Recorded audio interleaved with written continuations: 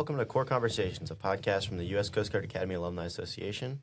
I'm First Class Carl DiGiorgio, here in Studio 1887 at the Alumni Center. And I'm Tara King-Clark, Vice President of Communications and Marketing for the Alumni Association. And I'm First Class Ashlyn Murray, glad to be here. Before we jump into today's episode, I want to take a couple minutes and set the stage. So today we're joined by Stephanie Young from the class of 2007, whose career has been defined by stepping into roles that did not yet exist and building them from the ground up. And this episode really captures what Core Conversations is all about, unscripted dialogue that goes beyond the resume. It's about how careers unfold, especially when the path isn't clearly defined. And from a cadet perspective, that's what makes this conversation so relevant. It's not just what she's done, it's how she's navigated uncertainty, figured things out in real time, and kept moving forward. One theme you'll hear throughout is the idea of being the first, whether that's in a role, an organization, or a moment of change, and what it takes to lead in that kind of environment. So before we get into the full conversation, we wanted to take a quick minute to pause and reflect. And I wanted to ask the two of you as the cadets, and Carl, you were in the room with stuff. So what is one insight that stood out to you from this episode? And how do you feel like it connects to your experience as a cadet or potentially what you're going to be facing when you enter the fleet in just a few short weeks? I think one of the things that stood out for me, what Stephanie said, was talking about chasing a role that makes you a little bit uncomfortable and pushes you a little bit. I think a lot of times in the Coast Guard especially, you don't necessarily know what you're getting into with a job. You have a job description, but it's like a one-sentence blurb about what your title is, and you don't really necessarily know what you're exactly going to be doing until you're actually in the role and at the unit. Yeah, Steph had a lot of really, I think, great points on that front. So I'm excited for us to dive into it. Ashlyn, what about you? I agree with Carl, but another theme that I noticed was her experience with developing confidence over the course of her career so far. And she spoke a lot about different themes where she led with confidence through experience instead of going in thinking she knew everything, similar to what Carl just said. And I think that's super important. I feel like coming out of the academy, we feel like we have to know all of the answers and we have to know what it's like to be an ensign. They say the phrase fleet ready ensign all the time here.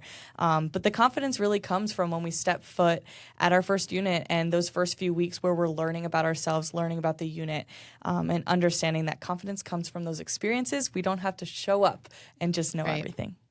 Well, thanks to the both of you for sharing your insights. I would say for me, I think our alums are really going to resonate with just the journey that she was on and the transition part, because that was obviously something we wanted this podcast to bring to our alums, was that transition from, when you leave the Coast Guard and what does that look like. So she has a lot of really great points that she makes about that transition. So super excited to dive into the episode, but thank you both for sharing. And with that, let's get into today's conversation with Stephanie Young from the class of 2007. This is First Class Carl DiGiorgio, and you're listening to the Core Conversations podcast of the U.S. Coast Guard Academy Alumni Association. I'm here in the Alumni Center's Studio 1887 with my co-host, Tara King-Clark, Vice President of Communications and Marketing, and we're excited to welcome this episode's alumni guest, Stephanie Young from the great class of 2007. Okay. We're happy to have you and get to tell your story a little bit. Yeah, it's really great to be here. It's a perfect Coast Guard day. It's bitter cold and foggy. You can't see past the bridge. It's perfect. Perfect to be back. I have a little thing we do here. It's called our 1-minute career recap. 1 minute, okay. So we're going to put you on the clock in a 1 minute. We're going to have you walk us through your career. Okay. Coast Guard ensign to where you are now. Okay. Are you ready? Okay, my timer out. Yes. Okay. Well, from comms background, you have to be accurate, clear, and concise. So I think I could do this. I probably would just say it was an amazing adventure, which gets me to about 10 seconds, but I have to fill the rest of the time. So I should probably say that my first job was at Sector Los Angeles Long Beach. I then went on to be the Coast Guard social media officer at headquarters. I then went on to serve as an analyst and social media officer in the Commandant's Advisory Group. While I was in D.C., I was a White House military social aide. I then left the Coast Guard for Facebook, now Meta, where I worked on executive comms, and I'm a business lead in the office of CEO and CTO. How do you? Nice. 20 seconds left. That's Okay, great. wow, I That's can do good. Okay. New record. And we'll start off going into your career a little bit. Talk about your first role in your first billet. Okay. Going into Sector LALB. Yep. Yeah, I was part of one of the first groups to actually go out into straight to a sector. What was interesting too is not only that we were the first class to come in and be sworn in as swabs, part of Department of Homeland Security, and then graduate Department of Homeland Security. So we're the first class to be fully through as Department of Homeland Security. I didn't know that. Yeah, 2007, and so um, it was not only that interesting component was that at that time we were undergoing sectorization and there was changes there. The sectorization took a period of time to transition through the Coast Guard. And when we graduated, I went straight to, they just slowly started letting people go to flight school direct. I was talking to some of the faculty, and there's so many choices available to cadets today that you can go straight to cyber programs and finance programs, which I'm highly supportive of. But I went straight to a sector, and it's really interesting because there is something unique about an organization that has like the history and the just kind of heritage that we have. But at the same time, there's this element of there's new things happening. And that's like kind of the Coast Guard that I jumped into, which is, there's this new concept called a sector. And what does it mean to take pieces and components and bring it together? What does it mean for almost a new agency and a new department, for the government itself, for military service, and how do all those components fit in? So I think part of that was like very early on, just understanding how to operate in autonomous environments and just work autonomously, and ambiguity as well.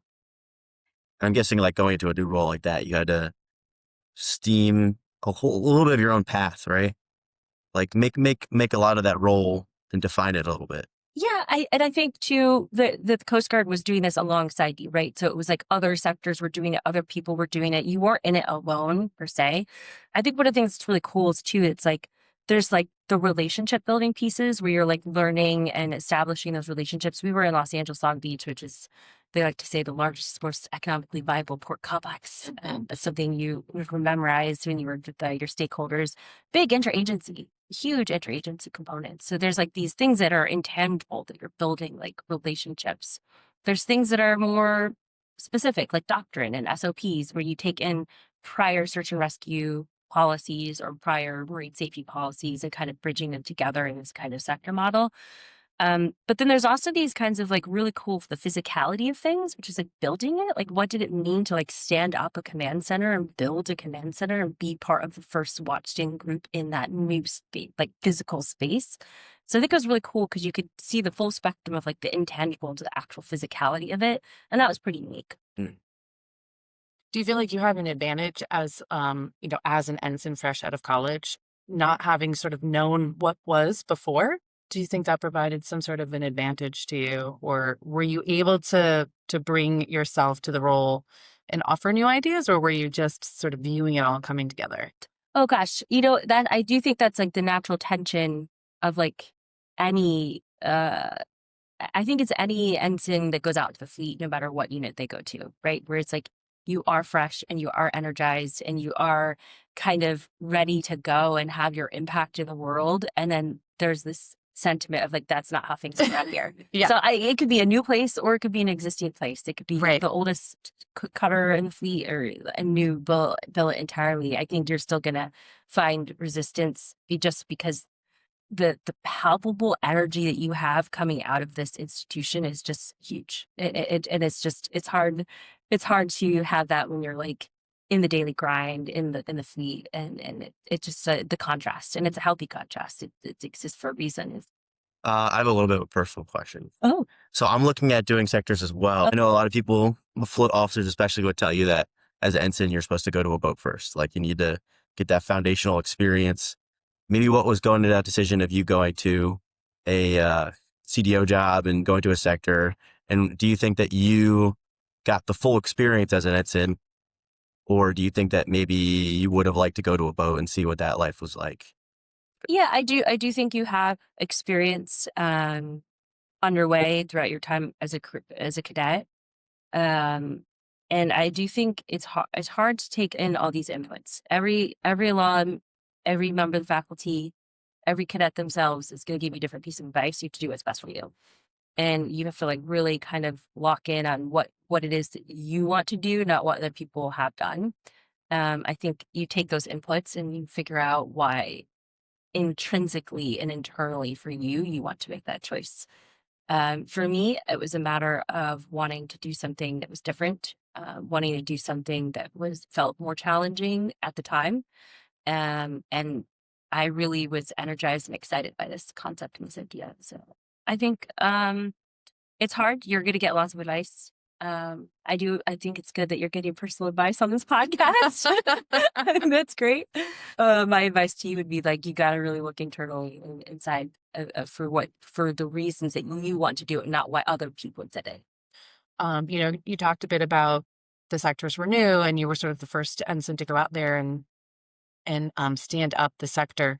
But your next role was also sort of the first. So tell us how you got from the sector to your next first. So it was actually the Coast Guard social media officer, which was I had did not exist, but I had applied at the time for kind of a special assignment billet, and none of them worked out. And there was this one that was a special assignment, but it was in that slot of them, but it wasn't a special assignment per se. It was just kind of this like stray headquarters billet that they didn't know really how to advertise or what to do with it. I had no communications background. I had no social media background. And they're like, do you want this job? And I said, yeah. And so I took it. But it was at the time we were really just forming and storming and norming in the government space for using new mediums to communicate to the American public and the American taxpayer.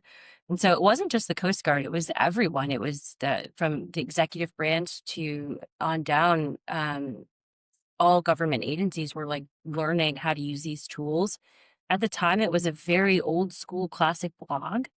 And there was a team of, I think, 3 or 4 of us. And it was really interesting too, because I worked with a civilian who had this kind of experience and background. And that was something unique because in the Coast Guard, you early on in your career, you're working out in the fleet with the more active duty or reserve components. And getting to learn from civilian experts so quickly was quite interesting. But yeah, it was a lot of fun. And we got to build out all of the suite of tools that I guess are still used today. So that's really interesting.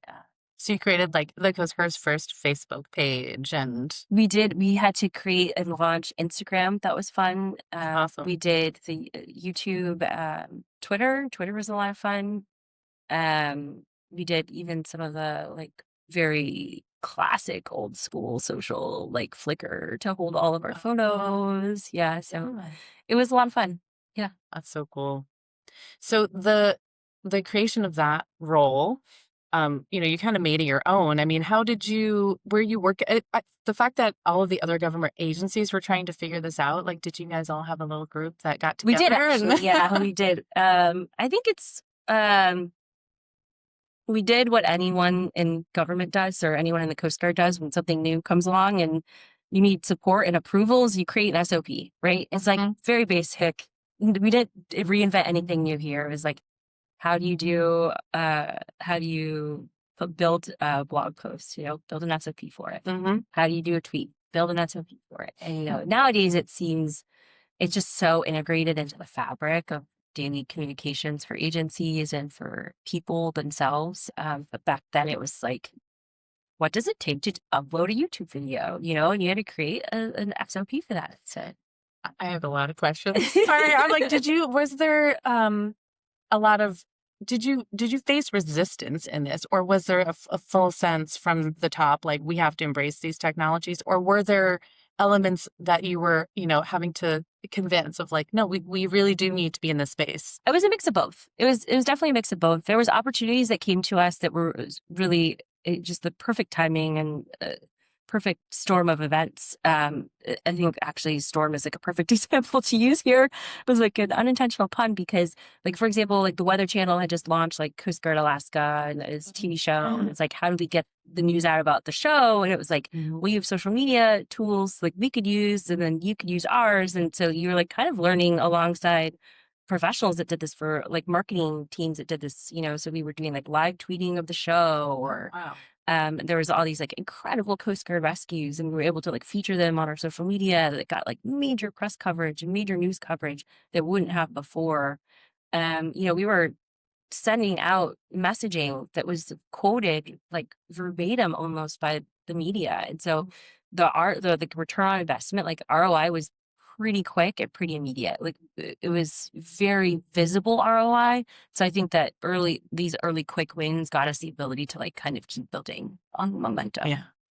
That's awesome. Well, so I'll move into the next question, because the other important first for you was the Commandant's Advisory Group. So can you talk about the formation of that group? Because I think now it's just kind of a given. Like people just take it for granted, like, oh, it was always there, but it wasn't. So can you talk us through that? Yeah, in the military, advisory groups have been there for some time. They've been known by many different names depending on what branch it was. There's like the Chairman's Action Group. They do the Commander's Initiatives Group. They call it the SIG. The Strategic Action Group. There's like special study groups. All these things, they came and they kind of populated out in the 90s. It had been percolating through headquarters. The idea for one around 2009, actually. They were proposing some kind of like rank blind, like think tanky, strategic council, like all these memos. If you're ever at headquarters, there's lots of memos, lots of papers, lots of memos.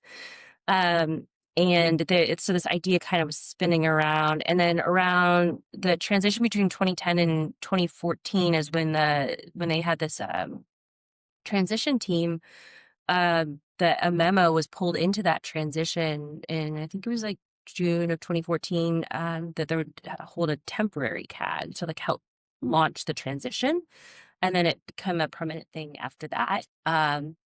And I, at the time, had done all of the services, social media, and I was like, what is needed is the service chief's voice here.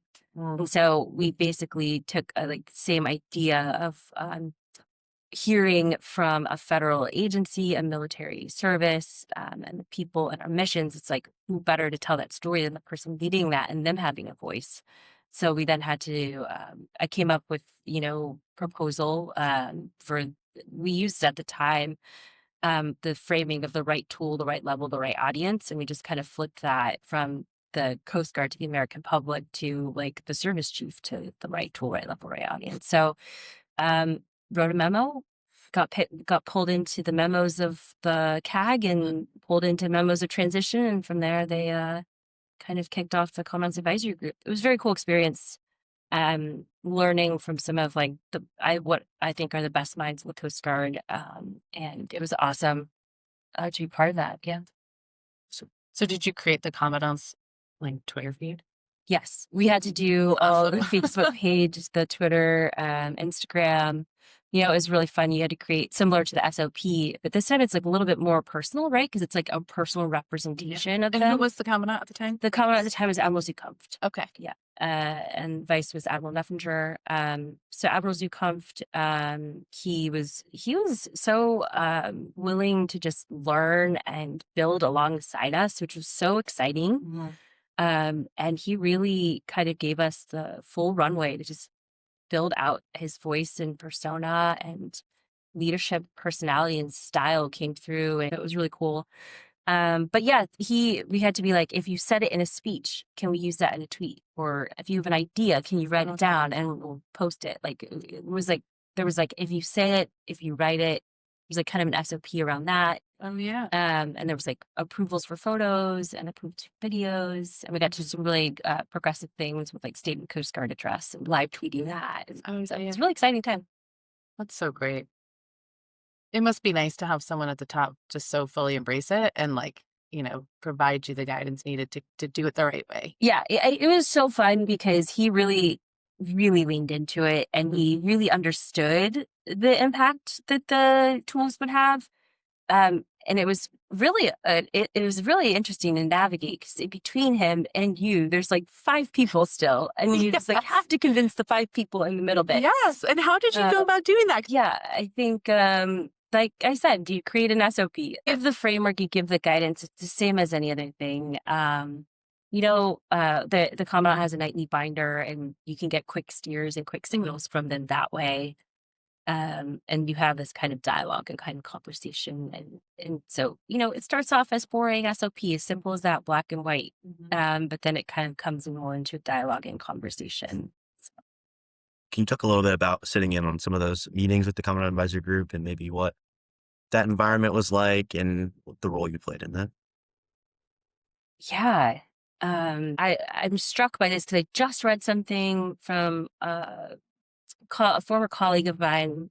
She worked at Facebook at the time with me. She went on to be chief of staff at Instacart. She wrote this essay, and it was like, focus less on your role in the room and more about the room you're in. And that was like, yeah, I really found that really so simple but powerful as a reflection of my career.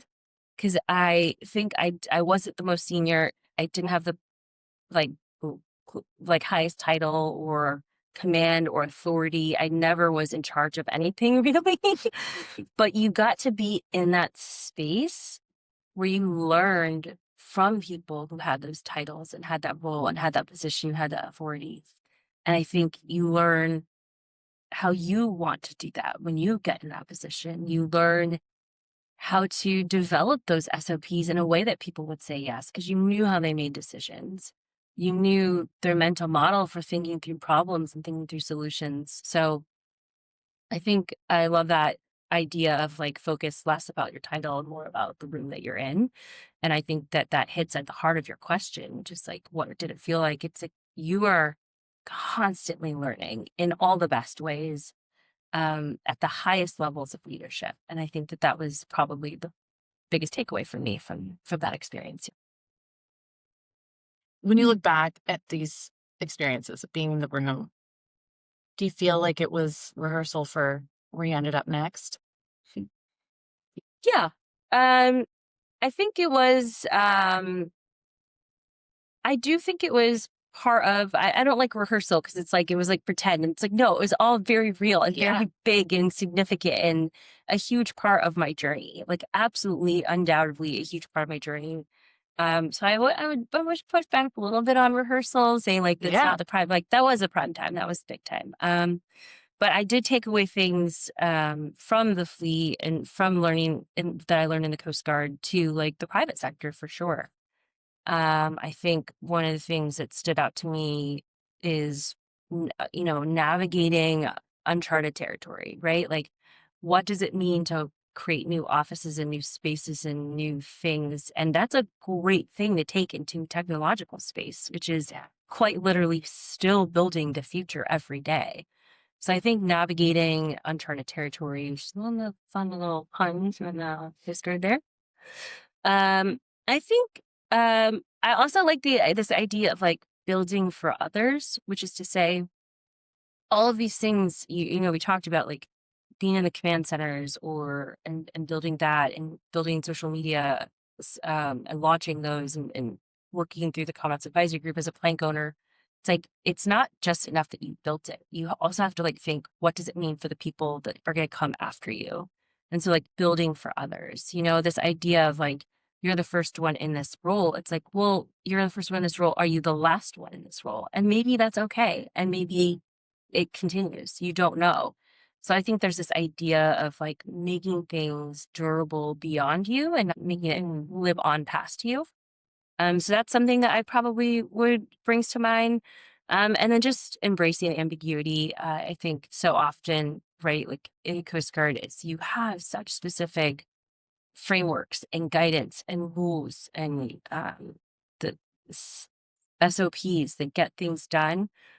But I also think even with all of that, there's still ambiguity. And sometimes it's just a search and rescue mission that you have to go out and execute. Sometimes it's an operation that you're working on with partners, but those themselves are ambiguous. And even with all the structure and all the frameworks, and sometimes the bureaucracy and the badness that comes with that, there's still ambiguity that you have to navigate. Now, coming into these roles, you're the first person to do a lot of these jobs, right? Yeah. So with that, there might be a little bit of discomfort or growth. Is that something that you're seeking in your career? Or you're looking at your jobs and going like, I want to push myself. I want to go try something new, or is that something that just happens naturally? I think for me, it just that the discomfort thing comes back to like what's like one of my favorite prompts is like, what's your ideal day? It's like, I just want to wake up and I want to be given an impossible task, and I want to know that it's literally not humanly possible to achieve, and I just want to keep going all day, working with amazing people who also have that same impossible task. And we get to the end of the day and we haven't completed it, but we tried. And I think that that's like kind of this idea of the discomfort that you want to live in, right? Where it's like the awesomeness and the awe that comes with like working alongside people that excite you on problems that excite you, is probably like that sweet spot of discomfort that I think is like where I like to inhabit and where I like to be. I think, there's bad kinds of discomfort, right? Where it's like it feels draining and you're just stuck, or the work isn't aligning with your values or your strengths. I think that that's the kind of discomfort that's unhealthy that you should avoid. And if you start feeling that day to day, fine. Week to week, fine. If it starts to become a pattern, you need to start considering a change. But the kind of discomfort that's like really healthy, that's like, it gives you a sense of purpose, a sense of excitement, even though it's like super hard and super challenging. I think that that's probably the spaces that I like to inhabit, but also I encourage other people to inhabit in their careers as well. Awesome. Now, when you go into a job like that, are you the type of person that is like, I'm in this room, I'm going to take over? Or are you like, I don't know, like, am I supposed to be here? I think that's a plant because a lot of my prior bosses would probably say that I was definitely thought I belonged in that room. So I hope they're listening and I hope they think that that's the first one. I think it's both. I think it's unfair to say, Carl, I'm super curious if in your space and where you're at the academy, if people do feel that they have imposter syndrome, or is this kind of like gone out of fashion to talk about? Like, what do you think? I definitely think it's still a thing here, especially like a service academy in this environment. I think that you come to this place to be challenged, and you surround yourself with so many awesome people that are done so many incredible things. You look at it and you go, I don't know, like, am I supposed to be here? But like, obviously the bottom line is yes, like somebody picked you to be here, you're supposed to be here. Yeah. But I would definitely say it's a strong thing that's definitely still around. But I don't necessarily know that it shows up in the same way. I'd say, especially now with my generation, it's a lot more of people are much more willing to step up and like if they see something, they're willing to say something. Right. Versus I think before, I'd say people were a lot more deferent. Yeah. I could see that. Yeah. I think that's why I'm conflating it probably because I see in cadets even just walking into here, Carl, we're so comfortable. And it's like if you put a bunch of podcast microphones in front of my face as a cadet with, I would not be as confident and calm as you are right now. So I don't think there's an imposter syndrome, but you're right. I think you're right to say it's like kind of, it shows up differently probably in the next generation of cadets. I think for me, it's, I don't know. I think if you go into it knowing like this is not a clear situation, like this is something that will change, I think will help give you the ability to better navigate and feel like you belong there. Because it's like, guess what? No one knows what they're doing. No one here is an expert in what's happening, right? In this moment in time, in this current space, this is new for everyone. And so I think going with that mentality kind of helps around that. Awesome. So we talked a bit about, someone might look at your career path and think, wow, how lucky that you get to have all these different and unique experiences that were sort of the first. But, I think we talked a bit about luck isn't necessarily just being in the right place at the right time. How do you view that idea of luck and opportunity? Yeah, I struggle with this a lot because I think luck is a very polarizing idea, right? Where it's like it's easy if you're successful to chop up everything you're doing to yourself, to your skills and what you've done. You devalue luck, right? And then conversely, it's like if you are not as successful as you'd like to be, you overinflate luck and say that person is just lucky, right? I kind of tend to think it can be in between or not as polarizing. You know, you were saying that luck is skill and opportunity. It's like often misattributed to like fake philosophers. I don't know if someone here is listening to this, they'll look it up. It's like, it's not actually a phrase that was actually attributed to anyone in particular, but I think it gets to the heart of like, there are going to be circumstances and moments that meet you, right? And you need to meet that moment. And I think the way you meet that moment is like what are the skills that you bring, but the opportunity is the luck, right? Like in this moment in time, like the workforce will change with agentic workflows. And Carl gets to do that. Carl gets to navigate that future for the Coast Guard, for our country. And I think that is he lucky? Sure, right? Like it's that moment in time, and it's up to him and his classmates and all the cadets here at the academy to figure out what that means for the Coast Guard and for our country. Now, you have to have the skills to meet that. You have to understand what that means for the mission and how we operate it and how we execute on those missions. But I like to think of it that way, right? Like I know that's why I'm saying luck is taboo, but it's like I was lucky to be at a time where the Coast Guard was just kind of proliferating social media. I was lucky to have a commandant who was open to those things. I was lucky to work at Meta at a time where we were transforming the way we did business as well. I'm lucky to be there now as we build the agentic workflows that someday people will use. But I was talking to my sister about this because it's like, it's so cheesy. It's lucky and luck. And I couldn't get around it. It was like, having the skills to meet the opportunity. And she's like, Stephanie, isn't that like quite literally the point of the Coast Guard Semper Paratus, always ready? And I was like, oh, you're right. Like always ready. Like you have to be ready to meet the opportunity and meet that space of time. And so it was kind of funny. I was like trying to think of this like witty construct around it. And she's like, no, you already have it. It's just Semper Paratus. And I was like, oh, there you go. That's it. So yeah, it's just like you're there. These opportunities that have been given to you are a matter of circumstance and a matter of happenstance. And it's just up to you for what you bring to it to be ready for the opportunity. So, well, that leads me into the next topic that we wanted to get to. You had mentioned an instance where someone, kind of pulled you aside afterwards and they were like, oh, hey, you're a little bit of a bull in a china shop. And so I think that is such an interesting reference. But, talk us through that, because I think that gets to this heart of influence and sort of selling an idea. And how do you do that in a way that gets people on board the idea rather than, deterring them? Yeah, I'm not always great at it, which is why the captain pulled me aside and said that.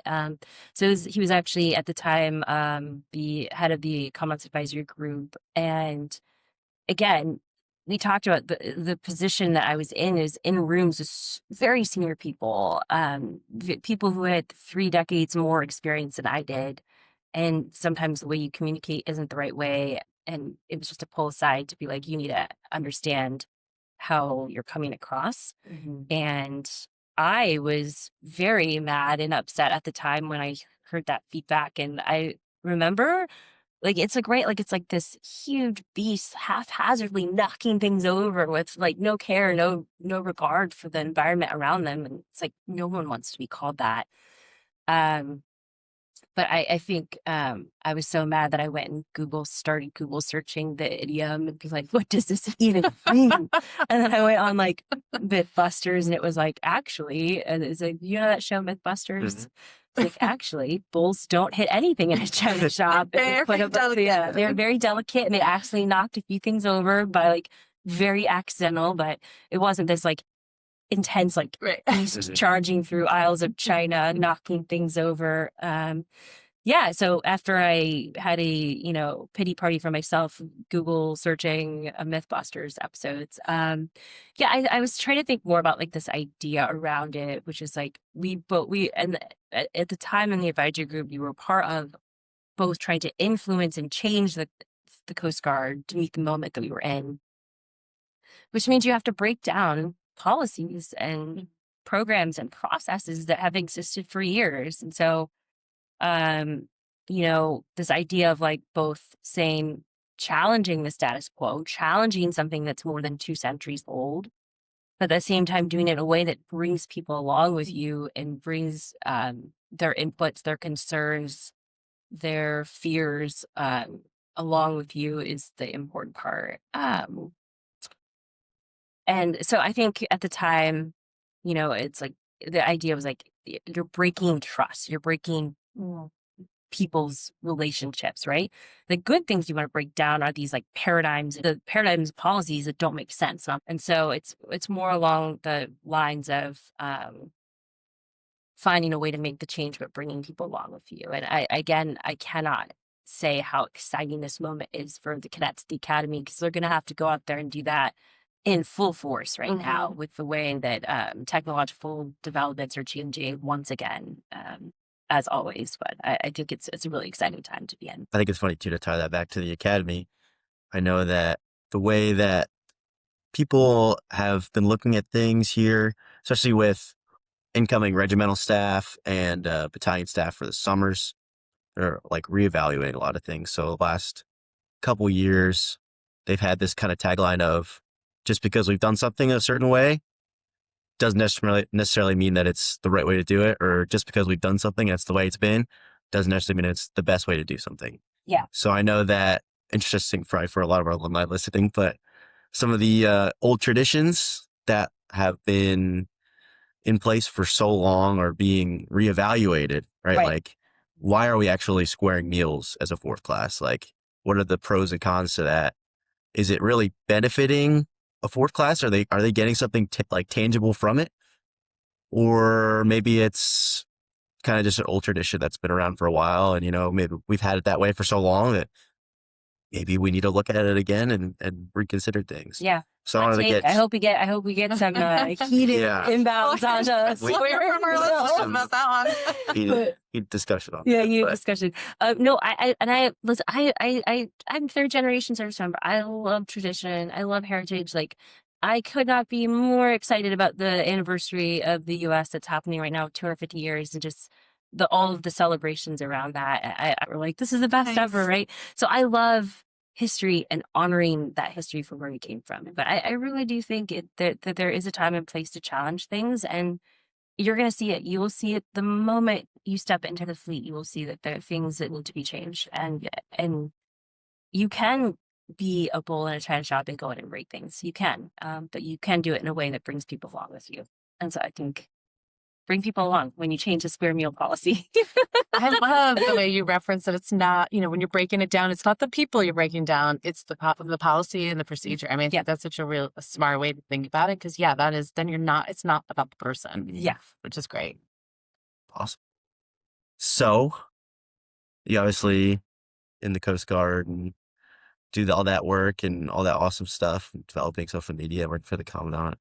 And then you look at your career and decide that, hey, maybe I want to go to the civilian world and see what's out there for me. Can you talk about that process and your thinking behind that? Yeah, I think that people use the phrase transition, and I think it's fine. It's like anything outside the military is a transition for you. So it's like inherently any role you take on outside the Coast Guard will feel like a transition.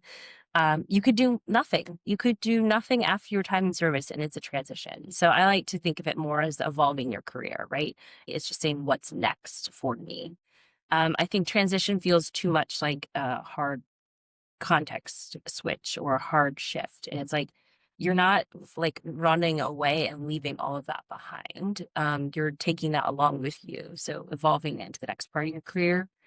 And I'm quite lucky. One of the things that sticks out to me is that the Chamber of Commerce does a lot of data and reporting on veterans, because they're mindful of helping support veterans and veterans hiring and veterans careers, and that they keep track of when someone transitions or evolves their career from the military into the private sector. 44% of veterans change their job in the first 12 months for their first post-military role. So it's about half of people for some reason or another, go to another thing after their first thing. I think it's attributed to a lot of things. One of the things that I think is like not finding the right fit for you. And it's just such a hard thing to navigate.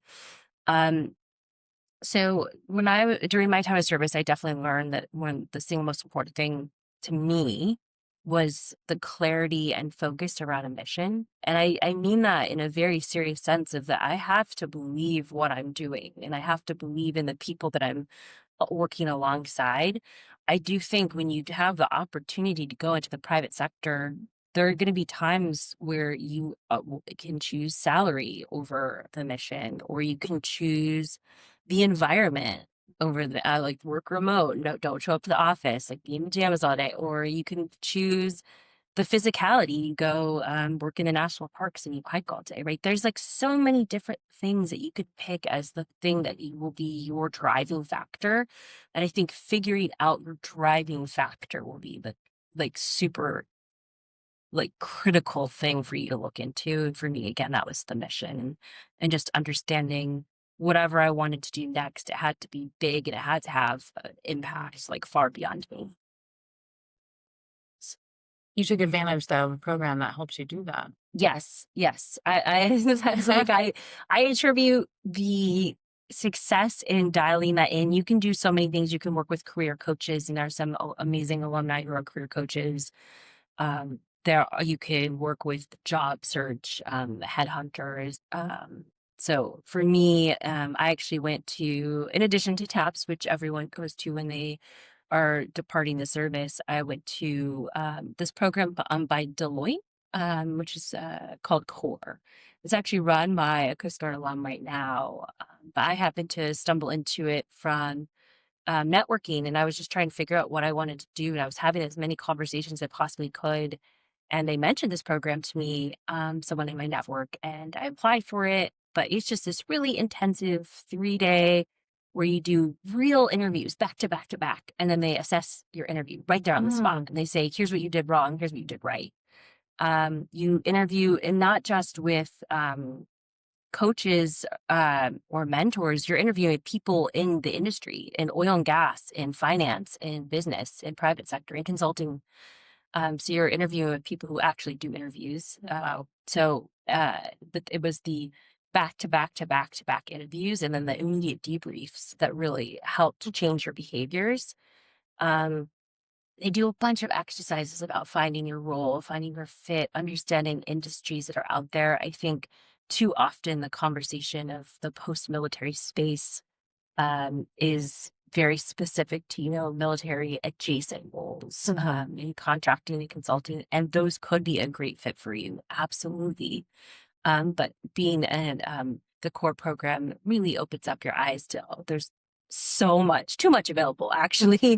But they have great programming. They bring in like a Paralympic athlete, Navy Academy alum, Brad Snyder. He comes in and he talks about his journey, and it's really incredible. And so it's like both practical, where they just speed run you through interviews, and inspiring, where they bring in people who have made the change in their careers as well.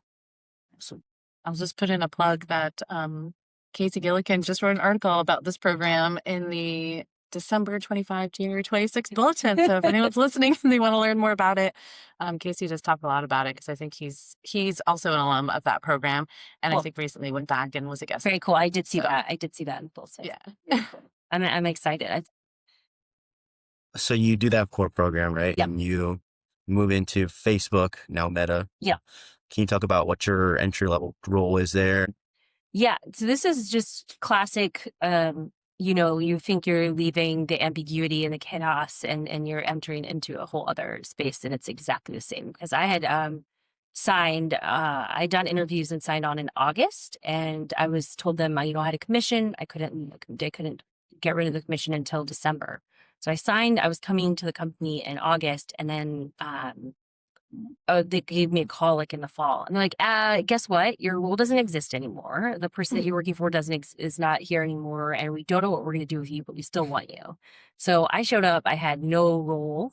I had no title, no place, no space. So again, I was like, here we go. recreating SOPs all over again, but we don't call them that there. It's like, What do they call them? it's just doing the work. Okay. Yeah, you have to create your scope. You have to create your role. You have to create like role clarity, role scope. So just building that out. And I worked in executive communication. And it was an easy like map for people to do when you're leaving the military.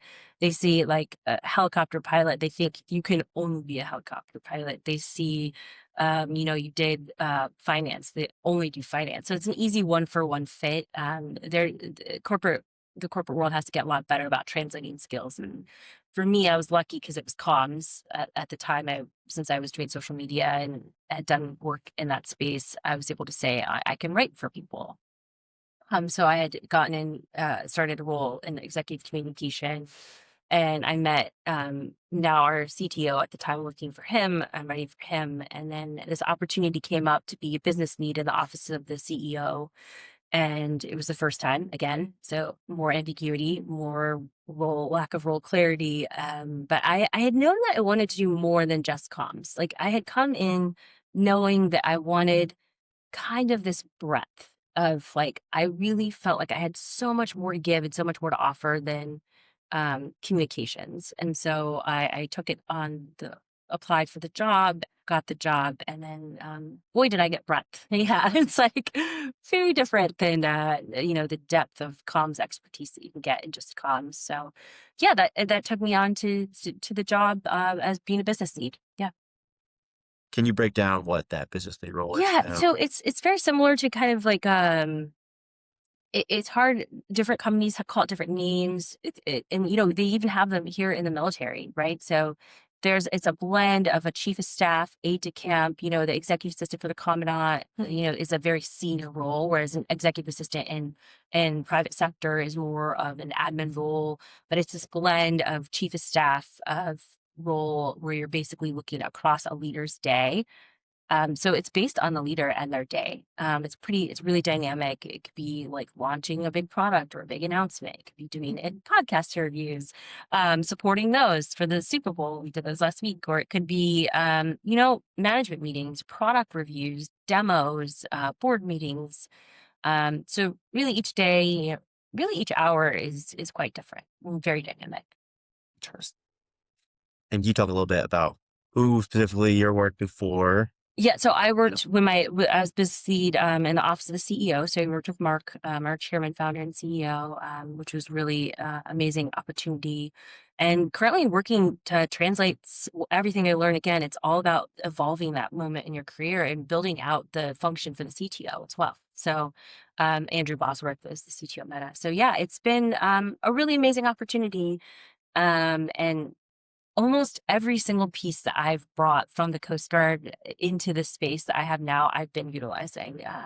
Whether, again, it's bringing people along, creating new concepts, creating new process, creating new ideas, creating new teams, creating new roles. It's all there. Every single thing, every single piece. One thing that's exciting, I talked about the mission. I think being part of a founder-led company like we are is incredible. And I think a lot of people will have that same experience when they work at a startup or when they get to know someone. If you are your own owner, your own business owner, like it is your drive and your vision that has to set the tone daily. And there's just something so powerful about that. The fact that we do it for this long and at our scale is so remarkable. And lucky's not the right framing, but it's like, you're just lucky. You're just lucky to be there. So for me, that is probably the most visceral reaction to my time working with just not only the leaders of the company, but the management team broadly. Is just the belief and sincerity in which they go about the mission. What's the mission of Facebook or Meta right now? So, if you were to define that mission and why it drives you, it's about the impact and the giving people the tools they have to build those connections to have that impact as well. Yeah. Sure. It's changed the world for sure, right? So is the Coast Guard. Yeah, of course. That's what I'm saying. I'm very lucky to be part of organizations that have that magnitude of impact in people's lives, for sure. Can you talk a little bit about working with those high level leaders and being in those rooms and maybe what you notice about them that makes them get to the position that they're in now?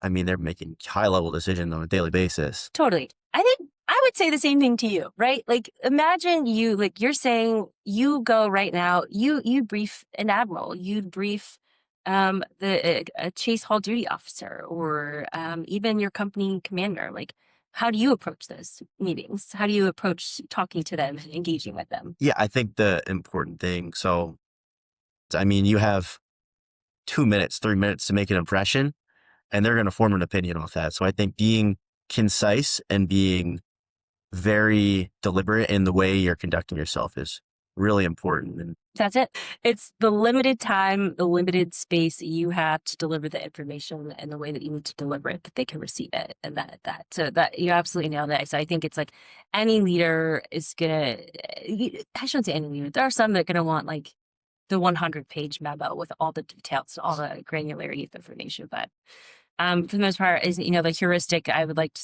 think is, and the way you distilled it was perfect, Carl. Is like you have to consider their time and headspace. Like, where are they in that moment? What context do they need into a meeting? What context do they need out of a meeting? And when do they need that context, and how much time do they need with that context? Some leaders, you walk and talk, you tell them right before you enter a room the information they need. We saw that a lot at the White House when you're doing like a meet and greet or a photo, you're working with heads of state. You're like, here's the person's name, here's the country, and then they leave and they come in.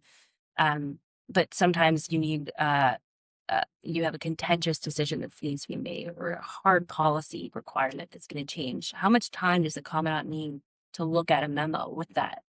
So I think you're exactly right. I think the other heuristic that I heard from you is an understanding it's clarity and conciseness. And the other one I would add to that is, what are they working on that right? So what is the challenge of their day, and how can you bring information to them to support that? So if you have to ask them to make a decision, and do you check with their trusted lieutenant and tell them like, this is what so-and-so's opinion is? Like, do you agree?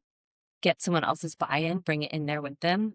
So who else has a point of view that leader cares about, is probably the heuristic there.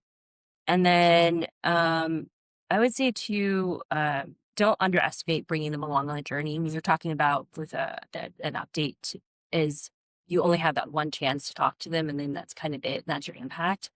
But a lot of times you'll see with your commanding officer, if you're a float or at a sector or any unit, is like, when should you deliver them updates and briefs? So when you do give them a final briefing, that doesn't catch them by surprise.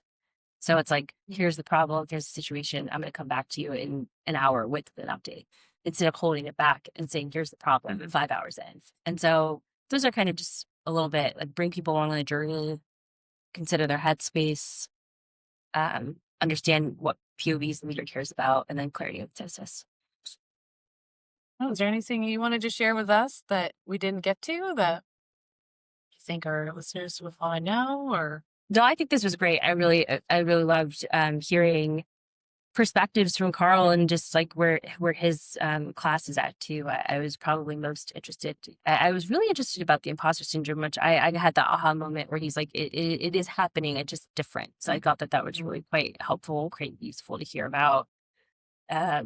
And it was really fun to vent about being called a bull in a china shop. So yeah, I think we covered it all. I think it's also a lesson in like, how do you take what's considered, constructive feedback, or, Yes.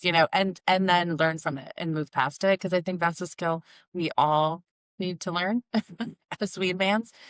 This has been great. It's so interesting Really to great. hear about, the journey and the being the first. And it's just, I think for the Alumni Association, our goal is to hope that we can get current cadets to listen, prospective cadets, our more recent grads. So I think, you really hit on a lot of stuff that I think they should learn from. Great. definitely. Thank you, Stephanie, for coming. It's been awesome hearing your story and your wisdom you share with us. I want to thank everyone for listening to this episode of the Core Conversations podcast by the Coast Guard Academy Alumni Association. Make sure you subscribe, share with the shipmate, and if you have any more questions, let us know in the comments. Thank you. That was our conversation for today. Thank you for joining us here in Studio 1887. Please stick around for a few more minutes as I spotlight what your impact looks like in action here at the U.S. Coast Guard Academy in a short closing segment we're calling the Alumni Impact Interlude. Financial support from the Alumni Association is a game changer for the overall cadet experience. Learn more from the following cadet who is directly benefiting from your support. It's time for the Alumni Impact Interlude, and today's topic is the Cadet Pipe and Drum Corps. Last year, the Alumni Association received a planned gift from the estate of Commander Don Chapman, class of 1948, that was used to fund the purchase of new drums for both the Cadet Regimental Band and the Academy's newest ensemble, the remarkable cadet-led initiative, the Pipe and Drum Band, that has quickly become one of the most visible musical groups on campus. So today I'm joined by second class Eben Castleman, who's the drum major of this group. Eben, thanks for being here. Oh, well, thanks for having me. Yeah, so can you share with our listeners the origin of the Pipe and Drum Corps here at CGA? Absolutely. So a few years ago, there was a firstie who he played bagpipes. He's actually about to graduate, but, well, he's a firstie now. He wasn't a firstie a few years ago. But he played bagpipes, and he just kind of started playing with the regimental band. And it slowly picked up from there. So my fourth class year, they actually kind of formed their own group separate from regimental band, started marching with the Corps for Reg Reviews. And my third class year started picking up, got uniforms, things like that. And it's just slowly grown since then till now. We're playing, we went this year to like local Highland games, performing with either like police pipe bands or things like that, other law enforcement and just community bands, which has been really, really, really great to perform at more military events like the West Point Military Tattoo as well. Oh, cool. So now, how many pipes do you guys have in the band? We have currently 2 folks who are performance ready on pipes. Okay. But Dan Whalen, he's a second class as well, our pipe major. I think he has 3 or 4 people he's teaching to play right now, because otherwise, when he graduates, we'll lose a lot of that expertise. So we're trying to keep the band going once we're gone. So what has been as the drum major, what have been some of the most meaningful experiences that you've had? We were, this past semester in the fall, we were asked to lead the march-on of the Corps Cadets at Secretary's Cup, which was a massive, massive privilege. And we didn't realize at the time, but we were looking at photos afterwards, and there was this massive American flag behind us. And so there's this awesome, beautiful photo of the whole band in all our kilts and all that, looking real sharp. And then behind us, just the biggest American flag I've ever seen, and it's quite a picture. So that was really cool getting to see afterwards, because we didn't know that was behind us. Yeah. Oh, that's so cool. Now, did you pipe before you started, or drum? Are you pipes or drums? I'm the drum major, so I joined the band playing bass drum because I was in regimental band. I'm a trumpet player by trade, but I wanted a little change of pace from that because I play a lot of trumpet as it is. So I joined playing bass drum, and then our drum major was graduating, so I took over for him. Started learning last year. And so I use it's called a mace. It's about a 5-ish foot staff, and it's used to kind of signal commands to the band where we're going to be marching, show cutoffs and things like that, what we're going to do with music. But then also typically Scottish-style drum majors will flourish. So they'll do tosses and spins and flips and things with the mace. So I've slowly been picking up some pretty cool tricks and That's awesome. tricks and spins and things. Oh, and I think, for most folks, if they've been to a regimental review, to hear the pipes with the review, it must really add something special. What does it mean to have this new equipment that's been supported by one of our cherished alums? It's been really, really great. When the band started, we were using some of Reg Band's old drums, and the drums Reg Band were using were already old, so these were pretty rough. So with that money, we got 2 new snare drums. So we have 2 out of our 3 drummers on brand new, very nice Scottish style pipe snares. And then we were able to upgrade 2 of our tenor drums as well, which have been really, really nice for our tenor players. We played at Highland Games near here, about 40 minutes away in Milford. And just getting to talk to all these people from real, like, big pipe bands, because we're very small in terms of pipe bands. We're talking 15, 20 pipers, like very large groups. And just getting to see, like, their excitement at seeing young people and then people in the Coast Guard involved in their hobby, where most of these folks are a lot older, was really, really, really cool getting to see that. Have some nicer equipment for performances like that, where they're playing with really, really nice things. Awesome. Well, we hope to see you out in the community local sometime soon. But otherwise, if folks want to catch you, they can come to a review. Absolutely. Awesome. Yeah. Thanks so much, Eben. Really appreciate you taking some time to share your experience in the pipe and drum, and keep it up. Thank you. Yeah, it was my pleasure. Thank you to our alumni community for your continued engagement. You are what keep this community strong and thriving, especially our members. Membership in your alumni association matters.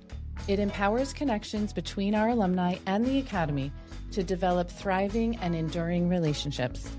It supports state-of-the-art and margin of excellence enhancements for the Corps of Cadets. And membership also comes with some pretty cool benefits, like access to professional development and certifications, unique connection opportunities to grow your network, discounts and savings when welcoming back the whole family for homecoming, and so much more. Your membership even supports projects like this podcast. So stay connected, stay up to date, and ensure that your ties to the Long Blue Line remain strong. Become a member today at cgaalumni.org/1887. If this conversation resonated with you, please subscribe, rate, and share with your network so these stories can continue to reach and connect our community. Until next time.